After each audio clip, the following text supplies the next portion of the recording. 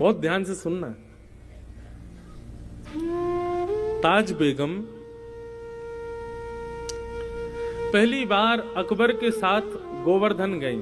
अच्छा, अकबर के ऊपर एक चीज तो लगती है कभी कभी, अकबर के ऊपर कृपा तो थी ठाकुर जी की।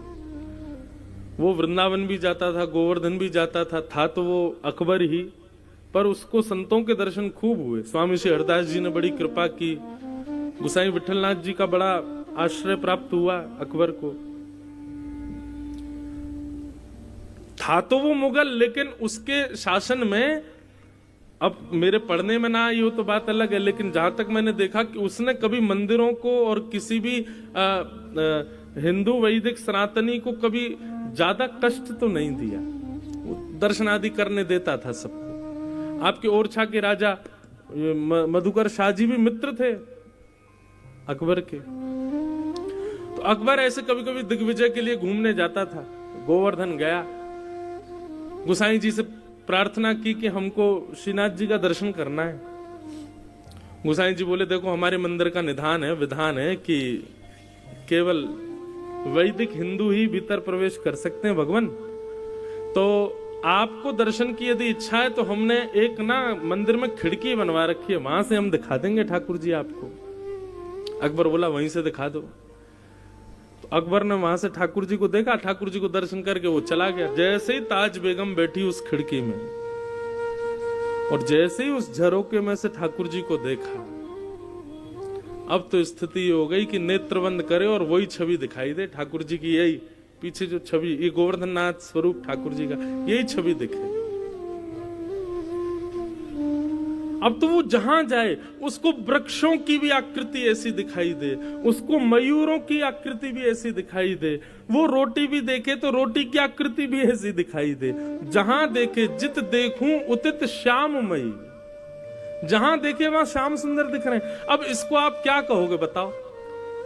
ताज बेगम का ना तो संग अच्छा, ना कुल अच्छा, ना परवरिश अच्छी, लेकिन फिर भी ठाकुर जी के प्रति प्रेम। इसको ये कहते हैं कि ताज बेगम नहीं गई है ठाकुर जी के पास, ताज बेगम का मन नहीं लगा है, ठाकुर जी का मन लग गया है ताज बेगम में। ये कहते हैं, इसको कहते हैं भगवत प्रीति। एक तो होता है हमको ठाकुर जी प्रिय लगते हैं, एक होता है ठाकुर जी को हम प्रिय लगे। ये कथा आदि इसलिए है भैया, हम लोग ताज बेगम जैसे तो नहीं है। ताज बेगम का जरूर पूर्व जन्म का कोई सत्कर्म होगा कि ठाकुर जी को प्रिय लगी, पर ये कथा आदि हम इसीलिए सुनते हैं ठाकुर जी को हम प्रिय लगे, हमें देख के ठाकुर जी रीझ जाए। ताज बेगम को खूब ज्वर चढ़ने लगा, बुखार आने लगा। बादशाह ने खूब वैद्य बुलाए, हकीम बुलाए, लेकिन कोई ठीक नहीं कर पाया। एक दिन बादशाह से जाकर के ताज बेगम ने अपने मन की बात कही, बादशाह हमारा ज्वर ठीक नहीं होगा क्योंकि ये कृष्ण विरह का ज्वर है। जब से हम आपके साथ गोवर्धन गए और जब से हमने त्रिभंग लली श्याम सुंदर को देखा, तब से सब जगह हमको वही दिखाई देते हैं। हमें लगता है हमारा जन्म आपके सेवा के लिए या किसी और कार्य के लिए नहीं, हम उन्हीं के लिए पृथ्वी पर आए हैं। आप कृपा करके हमको वृंदावन भेज दो। अकबर ने पहले तो बहुत मना किया, लेकिन बाद में ताज बेगम की बात मान करके अकबर ने उनको वृंदावन जाने की आज्ञा दे दी। ताज बेगम वृंदावन आ गई और वृंदावन में रह करके ठाकुर जी का नित्य दर्शन करती थी। अच्छा, एक बड़ी सुंदर घटना है, ऐसी दो तीन लोगों के साथ हुई है। ताज बेगम को मंदिर में प्रवेश तो था नहीं, वो मंदिर में जाने तो देते नहीं थे। लोग बाग डरे रहते थे, अगर मुगलानी है कहीं भीतर जाकर के कुछ गलत अनर्थ कर दे तो मंदिर अपवित्र हो जाएगा, तो उसको बाहर ही रोक दिया जाता था। लेकिन उसकी भक्ति इतनी प्रबल थी कि वो दर्शन करके आने वालों से पूछती थी श्याम सुंदर कैसे लग रहे हैं, तो बताते, बोले आज ऐसा मुकुट पहना है, आज कानों में ऐसे कुंडल पहने हैं, गले में ऐसे हार पहने हैं, ऐसी पीतांबरी पहनी है, ऐसी पजम्मी पहनी है। तो उन्हीं का चिंतन करती थी, सुन करके ऐसे ठाकुर जी लग रहे होंगे। और कभी कभी ठाकुर जी की वैसी आकृति रेत में बनाती और वहीं दर्शन कर लेती। बोले वाह श्याम सुंदर, आज आप ऐसे लग रहे हो।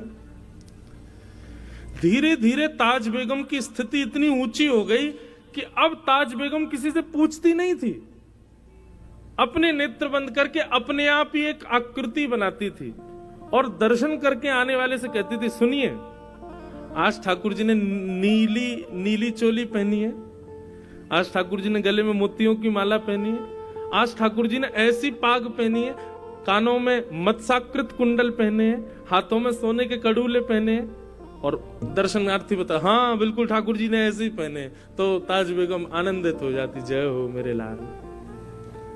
अब ताज बेगम को मंदिर जाने की आवश्यकता नहीं थी, वो नेत्र बंद करती थी और ठाकुर जी का प्रत्यक्ष दर्शन होता था। मैं कभी कभी मेरे ऊपर एक कृपा हुई ठाकुर जी की, वो सुनाया करता हूं, बहुत ध्यान से सुनिएगा बंधुओं। भक्ति की प्रधानता।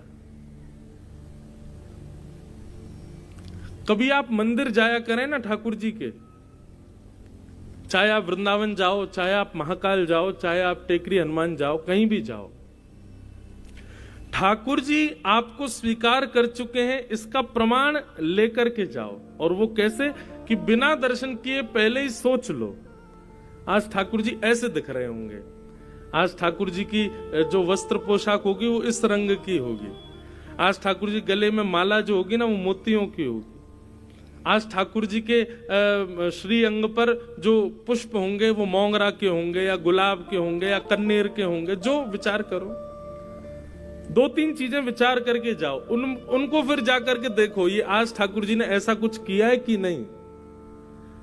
अगर एक वस्तु भी आपके मनोभाव से मिलती हुई ठाकुर जी ने धारण की हो तो समझ जाना ठाकुर जी आपसे प्रसन्न हैं। हमारे प्यारे गिरधर लाल जी का प्रथम जन्मोत्सव हुआ नाथद्वार में।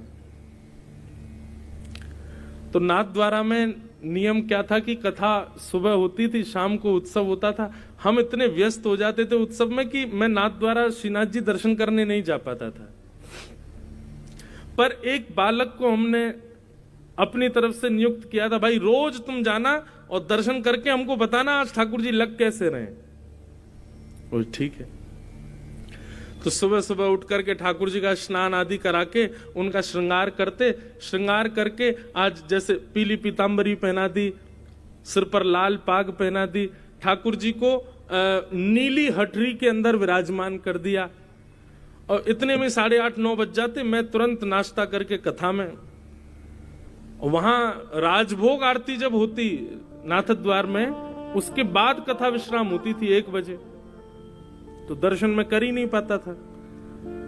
तो पहले दिन व्यास मंच से उतर करके जैसे गया तो वो बालक खड़ा था, उसको मैंने बुलाया, मैंने हाँ भाई दर्शन कराए तुम ठाकुर जी के? मैंने कहा कैसे लग रहे ठाकुर जी? वो ठाकुर जी ने आज लीली पोशाक धारण करी है। अब तो ये सुनकर के मेरे हाथ पांव कांपे, बस नाचने का मन करे। मैंने सच बता भाई, तुम हमारे लाल जी को तो नहीं देख के आए? बोले नहीं, आपके लाल जी का मैंने दर्शन नहीं किया, मैं श्रीनाथ जी को देख के आया हूं। मैंने कहा चल 2 दिन तो मिल गए। मैंने कि कुछ ठाकुर जी संकेत तो नहीं कर रहे? बोले पता नहीं महाराज जी। तो हमने क्या किया, अगले दिन मैंने कि आज ठाकुर जी को ऐसा कुछ पहनाऊंगा जो मैच ही नहीं होगा। हमने अपने लाल जी को सेहरा पहना दिया, दुल्हा बना दिया। मैंने आज दुल्हा बन के दिखाओ। सेहरा पहनाया, सफेद पोशाक पहनाई, लाल चुनरी उड़ाई, वो लाल पटका पहनाया ठाकुर जी को, बहुत सुंदर श्रृंगार। कथा विश्राम हुई। विश्राम होते कौन प्रणाम कर रहा है, कौन माला पहन, मुझे कुछ नहीं, मुझे वही दिख रहा था। मैंने जल्दी आए इधर। मैंने कि सही सी बता, आज ठाकुर जी ने क्या पहना है? बोले आज तो ठाकुर जी दुल्हा राजा बन के बैठे हैं। मैंने कहा जय हो, बोल श्रीनाथ प्यारे की। उस समय की स्थिति में व्यक्त नहीं कर सकता हृदय से। इतना रोना आया, इतना ठाकुर जी को हृदय से लगा के आनंदित हुए कि जय हो ठाकुर जी। आज ऐसा लगा कि मानो उत्सव आपने स्वीकार किया। हम अपने ठाकुर जी का श्रृंगार करते और वो श्रृंगार अपने आप वहां श्रीनाथ जी का भी वैसा ही होता है। यह है भक्ति। और ऐसे स्वीकारीकरण ठाकुर जी व्यक्त करते हैं। तो आप कभी कभी वृंदावन आते हैं, पहले ही सोच लिया करो बिहारी जी आज अगर आपने ऐसा कुछ पहन रखा होगा तो हम समझ जाएंगे आप हमसे प्रसन्न हो। और सही माने संग में 2-3 लोगों को रखना संभालने के लिए। यदि आपने जैसा सोचा वैसे ठाकुर जी दिख गए तो हो सकता है अटैक भी पड़ जाए, आपको बच नहीं पाओगे। कई 2 लोग चाहिए होंगे, भाई हमको संभाल लेना तुम कैसे भी, क्योंकि लगेगा कि वाह ठाकुर जी आज तो श्रृंगार मानो मैंने ही किया है आपका। तो ताज बेगम के साथ ऐसा होने लगा कि पहले तो वो पूछती थी कि ठाकुर जी कैसे दिख रहे हैं, और वैसी आकृति बनाती थी और उस आकृति का दर्शन करती थी। पर धीरे धीरे उसके मन में, अब वो जैसा मन में विचार करती थी और दर्शनार्थियों से पूछती थी कि ठाकुर जी आज ऐसे दिख रहे हैं क्या, सब कहते बोले हाँ ऐसे ही दिख रहे हैं। ताज बेगम खूब नाचती। ताज बेगम का एक पद है मुझे बहुत प्रिय लगता है, सुनो दिल जानी मेरे दिल की कहानी। मुगल थी ना इसलिए मुस्लिम शब्द है, उर्दू शब्द है उसके पद में। सुनो दिल जानी मेरे दिल की कहानी, तेरे हाथ हूँ बिकानी, तेरे हाथ हूँ बिकानी, बदनाम भी सहूंगी। सुनो दिल जानी मेरे देव पूजा ठानी में, नवाज हूँ भुलानी तजे, कमला कुरान तेरे गुनन गहूंगी मैं। सुनो दिल जानी मेरे दिल की कहानी, तेरे हाथ हूँ बिकानी, तेरे हाथ हूँ बिकानी, बदनाम भी सहूंगी। सुनो दिल जानी नंद के कुमार कुर्बान तेरी सूरत पे,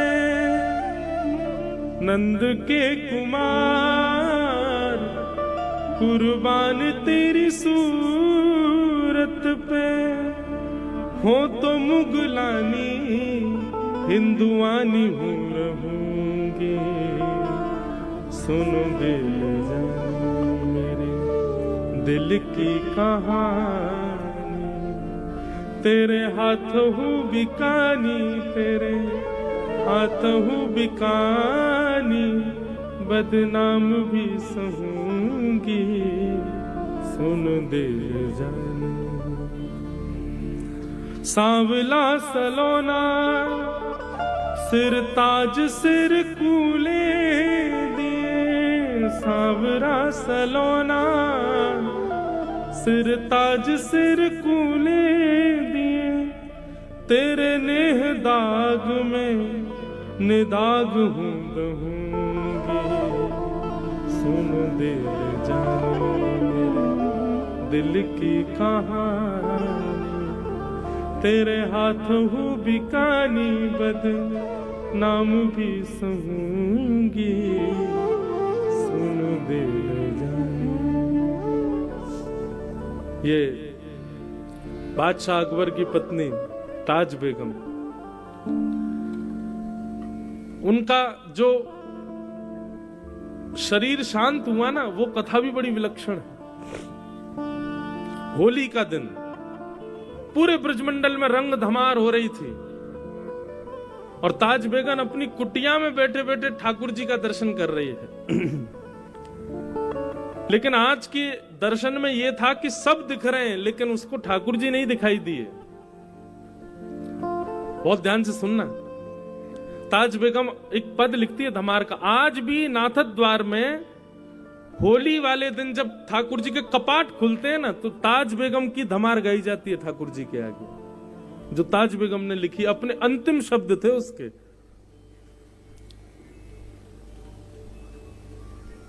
मुझे याद नहीं है पूरी धमार, पर बहुत बहुत अच्छी धमार है वो। बहुरी ढप बाज रहे, ऐसे उसका प्रारंभ है। बहुरी ढप भाज रे, ढप बजते हैं ना हमारे वृंदावन में जब होली होती है, तो गाते गाते वो पूरे ब्रज का वर्णन करती है। नंद बाबा अबीर उड़ा रहे हैं, यशोदा मैया गुलाल उड़ा रही हैं, गोपियां एक दूसरे के गाल पे गुलाल लगा रही हैं। अरे कहां तक गए, गैया भी एक दूसरे से अपने अंग को रिगड़ करके होली खेल रही हैं। ग्वाल बाल सब यमुना जी में कूद रहे हैं। इस प्रकार पूरे ब्रज का दर्शन करते हुए अचानक लिखते लिखते वो रुक गई। 5-6 पंक्तियां लिख दी, लेकिन अभी तक ठाकुर जी नहीं दिखाई दिए उनको, सब दिख गए। सबके वर्णन करते करते करते करते करते तभी ताज बेगम के मनोभाव में दर्शन दिखता है कि असंख्य गोपियां सुंदर गुलाल अबीर उड़ा रही हैं। गुलाल के एक जैसे मानो कोहरा जैसे पड़ता है, ऐसे गुलाल का कोहरा पड़ रहा है और उसमें मधुर मोर पिच्छ दिखाई दे रहा है। थोड़ी सी ठाकुर जी की वंशी दिखाई दे रही है। नीलांबर ठाकुर जी लाल लाल गुलाल के बीच में से जैसे ही निकल करके आए की वंशी दिखाई दे रही है। नीलांबर ठाकुर जी लाल लाल गुलाल के बीच में से जैसे ही निकल करके आए, ताज बेगम को लगा मानो प्रत्यक्ष ठाकुर जी सामने आ गए। और वो दर्शन करते ही आधा अधूरा पद लिखा था, वहीं ताज बेगम के प्राण निकल गए। तो वर्णन करते हैं ताज बेगम अपना पद पूर्ण नहीं कर पाई और उनके प्राण निकल गए। तो जो अधूरी एक पंक्ति रह गई थी ना, उस दिन जिस दिन ताज बेगम के प्राण निकले, उस दिन आकाशवाणी हुई वृंदावन में और स्वयं श्री राधा रमन लाल जी ने अंतिम पंक्ति पूरी की। निर्तत आवत ताज के प्रभु, गावत गीत धमार। ये ठाकुर जी की पंक्ति। सब रस चर्चाएं बंधुओं, सबके समझने के वश की बात नहीं, पर अद्भुत है।